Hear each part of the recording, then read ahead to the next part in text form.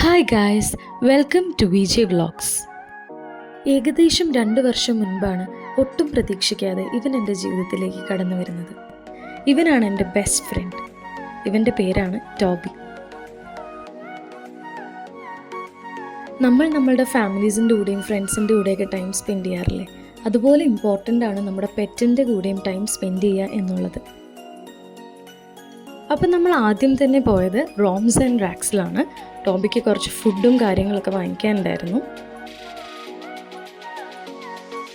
അവൾക്ക് വേണ്ടത് എന്താണെന്ന് അവൾ തന്നെ കാണിച്ചു തരുന്നുണ്ടായിരുന്നു.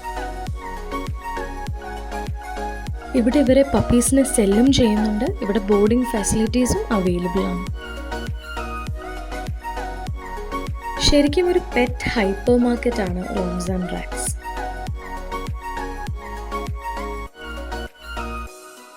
അങ്ങനെ ഡ്രസ് സെക്ഷനിൽ കൂടി പോയപ്പോൾ ഒരു അടിപൊളി ഡ്രസ്സ് കണ്ടു. എന്നാൽ പിന്നെ ടോബിക്ക് ഇട്ട് നോക്കിയാലോ എന്ന് വിചാരിച്ചു.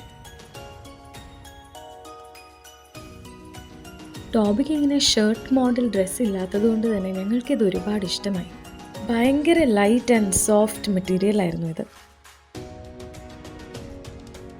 അങ്ങനെ ഞങ്ങൾ റോംസ് ആൻഡ് റാക്സിൽ ഷോപ്പിംഗ് എല്ലാം കഴിഞ്ഞ് ടോബിക്ക് ഫുഡ് കഴിക്കാനായി ഒരു പെറ്റ് ഫ്രണ്ട്ലി കഫേയിലേക്കാണ് അടുത്തതായി പോകുന്നത്.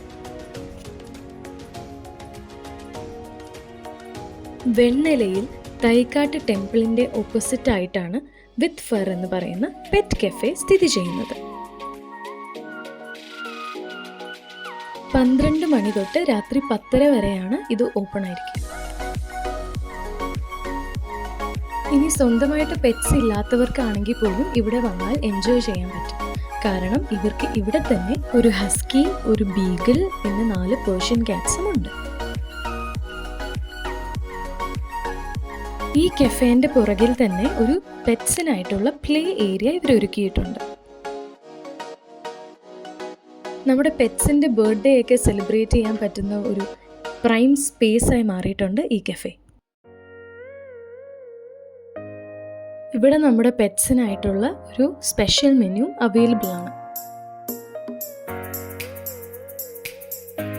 അങ്ങനെ ഞങ്ങൾ ലഞ്ചൊക്കെ കഴിച്ച് അവിടുത്തെ ഫറി ഫ്രണ്ട്സായിട്ട് കുറച്ച് ടൈമൊക്കെ സ്പെൻഡ് ചെയ്തിട്ട് അവിടെ നിന്ന് ഇറങ്ങി.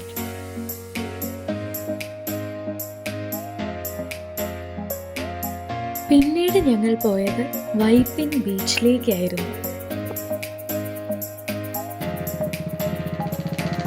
കൊച്ചിയിൽ പെറ്റ് ഫ്രണ്ട്ലി പ്ലേസസ് കുറവായതുകൊണ്ട് തന്നെ ഞങ്ങളുടെ ഗോ ടു പ്ലേസ് ആണ് ബീച്ച്.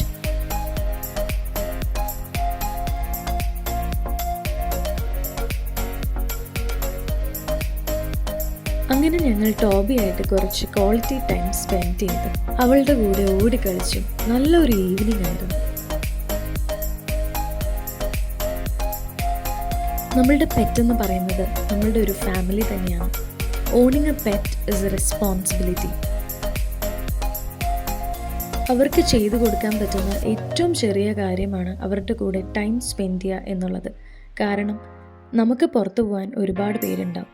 അവർക്ക് നമ്മളാണ് അവരുടെ whole world.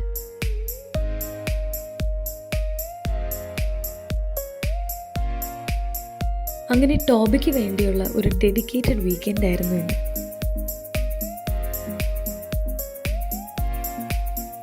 Thank you all for watching today's vlog. ഈ വ്ളോഗ് ഇഷ്ടപ്പെട്ടെങ്കിൽ please like, share and subscribe. Follow for more.